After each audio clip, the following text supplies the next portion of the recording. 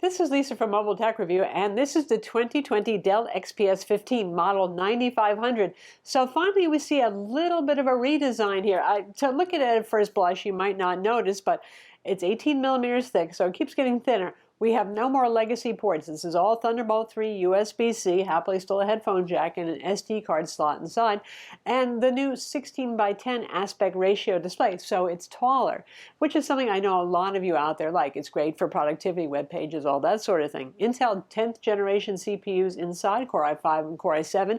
Dell says Core i9 will be coming at a later date, and a little bump in the NVIDIA graphics department. We're going to look at it now. But first, a shout out to our sponsor, iFixit. Now, a lot of you have written to me and asked, what tools do you use for taking apart laptops and all that sort of thing? And I always say I get iFixit toolkits. So when they approached me to do a sponsorship, it was like a no-brainer. I mean, I love their tools. They're high quality. And, you know, I actually used to have a car business. And when you go back to things like cars, the quality of the tools matter. You don't want to strip your screws and so, all of that sort of thing, and have the right bit for the task at hand. For example, there's the Pro Tech Toolkit. This one is $70, and this is your jack-of-all-trades kit here. It's the burrito. You open it up, the Velcro here, and then you've got tools to open up smartphones, laptops, GoPros, tablets, everything. So that's pretty handy. And then they have more specialized ones, like the Manta Driver bit set, for those of you who are looking for all the kinds of bits out there, not just your Phillips head and your Torxes, but pentalobe screws, the bane of existence when you're working on Apple computers, tri-wing, all of those sort of things.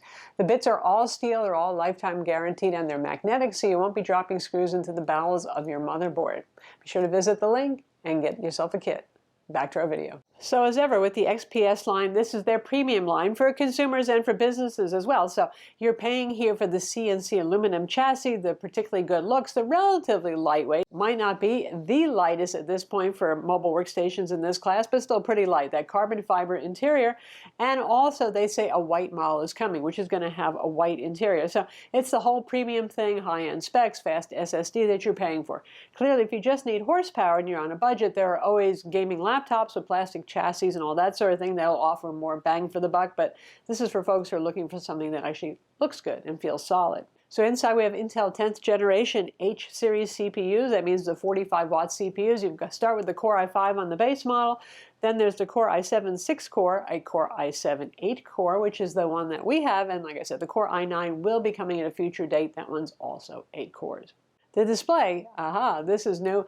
We have 16:10 aspect ratio, so this is sort of the XPS 13ification of the model, going all the USB-C connector types and that aspect ratio. I think, again, most of you are going to like that.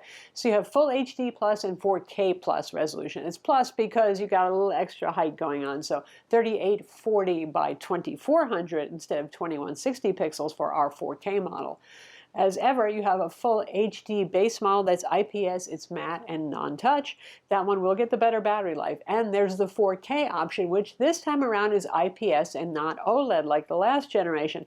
Methinks because typically speaking for productivity work, IPS has better battery life than OLED does when displaying bright colors, and the battery capacity is actually dropped a little bit to 86 watt-hour. It's a good display. It's well color calibrated. They claim 500 nits for both displays, whichever one you go to. We didn't quite measure that. I disabled every manner of power settings I could find, including in the Intel graphics control panel. But still, it's a very bright looking display. It might be IGZO. It has that kind of IGZO look. The color calibration, in fact, is good, and there's several different pre-calibrated factory profiles you can go with on this. Good contrast ratio. Wide gamut display. So well done there. I think most people are going to like this. And if you're into this for color accuracy, professional photo editing, video editing, all that sort of thing, you've got that in spades here. For graphics, we have the NVIDIA GTX 1650 Ti, so a little bump up from the last generation that has 4 gigs of DDR6 VRAM inside. It's a capable enough card. It's not really a ideal gaming laptop kind of graphics card, but this is not a gaming laptop. It's thin, it's for business and content creator type people more than for gaming, and the cooling solution is improved, but it's not really intended for gaming. We'll cover cooling a little bit more later on. You have 2 RAM slots. Go that, you know, with an Alienware M15 now and M17, the RAM is soldered on. It's funny that you go to the XPS and you get your RAM slots back. So you can get it with 8 to 64 gigs of RAM and dual channel configurations there. So you've got 2 slots. You can do the math there. That's good. We have two M.2 PCIe NVMe SSD slots. Dell fills the first slot with your boot SSD. It's up to you if you want to put one in the second slot. It's nice to have. I appreciate that. So that's really good for content creators who need a lot of space, say for renders or video footage or that sort of thing. They've also revamped the speakers, and they're pretty darn good. They have two main speakers firing surrounding the keyboard in a MacBook S look, which they've been doing, and also two down-firing tweeters. You would think those would be woofers, but Dell says those, in fact, are tweeters.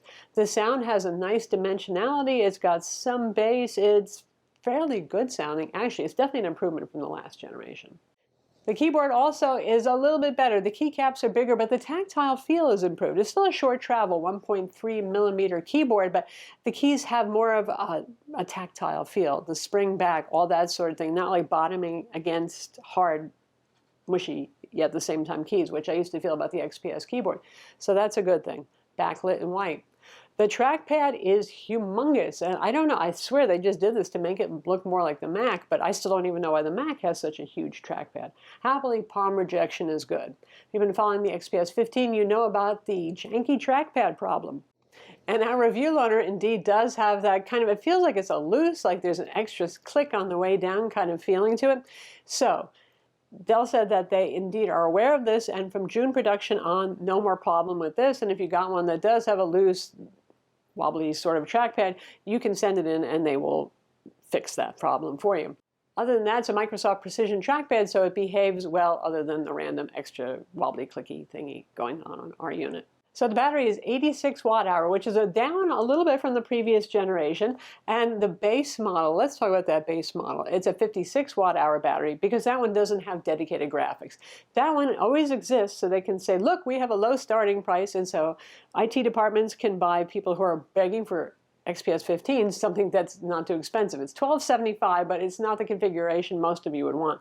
That one is a Core i5, 8 gigs of RAM, a 256 gig SSD, only integrated graphics and the full HD display and the smaller battery. Where the meat of the line is starts around $2150 on Dell's website as of today. That's the pricing. That gets you the Core i7, and that gets you 16 gigs of RAM and a 512 gig SSD, and that's a 6-core i7. If you want to go up to the 8-core i7 and 32 gigs of RAM and 1 terabyte SSD, you're looking at $2,500 or better. So, yeah. And the 4K display for both of those configurations. The 4K display is almost a $300 add-on from the base configuration with the full HD Plus display. So for a mobile workstation, I do like to have some so-called legacy ports like DisplayPort or HDMI, normal USB-A ports. We don't get that here. We do get a little dongle thingy in the box that gives you HDMI 2.0 and one USB-A port, which does help a little bit. You have two Thunderbolt 3 ports on the left side, and you have a USB-C port on the right side. All of them support charging and DisplayPort as well. And again, the SD card slot, the headphone jack, yeah, there's that. So yeah, if you really want legacy ports and don't like dongle life, this isn't the laptop for you. But these thin designer mobile workstations are all following the MacBook's lead in doing this to you. In terms of cooling, which has always been an issue with the XPS, I think because a lot of people buy it and then they want to do more with it. They take it and they say, hey, I'm going to game on this when I'm on the road, and when you get to go back on the road again. It's still not really for gaming. Yes, you can, and you can play Apex Legends on it with this level of graphics card, certainly Overwatch. You could even be a little bit more ambitious. You could play something like Far Cry 5 or New Dawn on medium settings. We have a 60 hertz refresh display here, so you're not going to push it for the high frame rates anyway, unless you plug in an external monitor. It will get hot. It will get toasty. You'll see the core temperatures typically go around 95 centigrade and some thermal throttling happening pretty soon after you get into a demanding AAA title. Again, not primarily a gaming laptop. That said, this is a little better than the 98 to 100 degrees centigrade we saw on the previous generation. So I think Intel's getting a little bit more power efficient, and Dell is improving their heatsink design.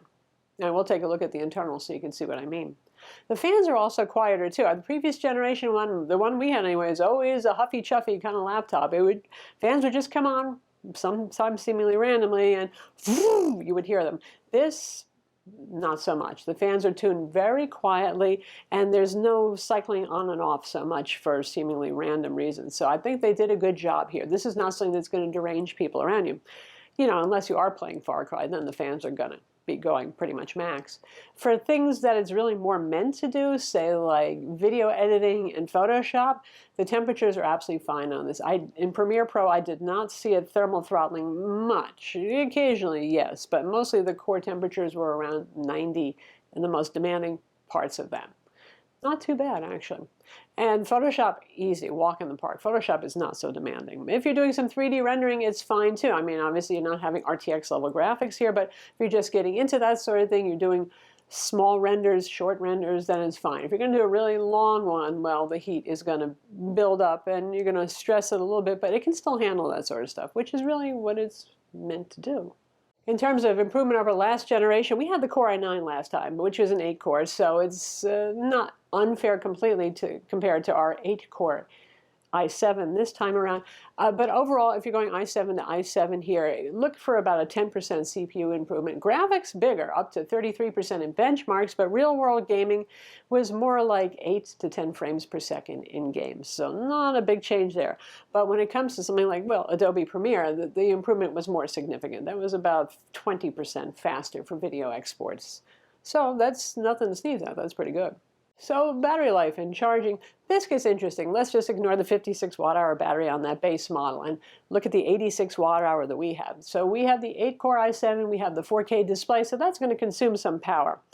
And we have the 130 watt adapter, which is what you'll get unless you buy the base edition. Interestingly, it looks just like the same one that we saw before, and probably it is, just a different cord connecting it. But now it's USB-C based. How Dell does this, I don't know, because USB-C actually tops out at 100 watt charging, and this is 130 watt, but it seems to work, unlike the Dell XPS 17, where some people said they saw it drain while it was plugged in. Remember, the XPS 17 has the even more powerful RTX 2060 inside, though. So I didn't see any draining under load here. Battery life for us has been about 6 hours of moderate to light use. And not doing Adobe Premiere, which I would prefer to do plugged in for better performance anyway, not playing games or something like that, but the usual Office, Slack, some Photoshop, that sort of thing, 6 hours at 150 nits of brightness. It's decent. It's not much better than a competing Razer Blade 15 either, and not as good as the 16-inch MacBook Pro, but that one is always a battery life leader, isn't it? Speaking of the Blade 15, there's the competition, and since the Dell XPS 15 is a premium device whose prices are always up there, the Blade is actually still competitive. So on the Pro there, if you go with the base model for $1,600 on the Blade, that's the one that gets you, it's still more powerful, GTX 1660 GPU, a Core i7, and 16 gigs of RAM and a 256 gig SSD, then some legacy ports, which is handy. That one's pretty tempting. And if you want to get a little fancier with the Blade and move up to the entry-level RTX card, you're looking at around $2,300. So it's worth considering that too. Unless your business is buying this or you're asking to get it for your IT department, where your IT department is going to say, yeah, sure, I'd like to have a Blade too. That's not going to fly. And your boss is going to be, we know what you're going to be doing. Also, for a lot of the folks who buy an XPS 15, the level of graphics that you get with your average Razer Blade is kind of maybe overkill. There's that. To get inside, you remove the visible Torx T5 screws with a driver, and they're all, as you can see right here, the same size screws. Then you work your way around it. Boy, this lid is on tight. It's easier if you work from the front first, and use a guitar pick to get it off, and there's our lid. That's the underside of the lid right there. And here are our internals. You can see we have 2 RAM slots here. Again, take that Alienware M15, which has no RAM slots anymore. Our M.2 SSD, and there's a second slot here. Dell will not sell it populated that I've seen anywhere on their website, but you can put one in there. There's no screw here, so you'd have to, well, get a hold of a screw to mount that down. Shouldn't be that hard. The 86 watt-hour battery is right here, again, slightly lower capacity from the last generation. And our 2 down-firing tweeters. And for the cooling solution, no vapor chamber like you would get on the XPS 17, the new model that Dell came out with, or with the Razer Blade, just traditional 2 heat pipes right here with 2 fans. And that's about it. And the cooling is a little bit beefed up from the previous generation. Like I said, the CPU temperatures are a few degrees centigrade cooler under really heavy loads. And this is the Wi-Fi card right here. This is soldered on the motherboard. It's not upgradable, but since it's a good killer Wi-Fi 6 card, Intel-based, you probably won't want to upgrade that anyway. So that's the Dell XPS 15 for 2020, the 9500 model, as ever going slimmer, axing those legacy ports, but giving us a nice 16 by 10 aspect ratio display. Decent battery life. Again, go for the full HD plus display if you really are into battery life. The improved keyboard I like, the improved speakers I like, the cooling being a little bit better, I like this too. I'm Lisa from Mobile Tech Review. Be sure to subscribe to our YouTube channel for more cool tech videos and hit the notification bell so you know about them.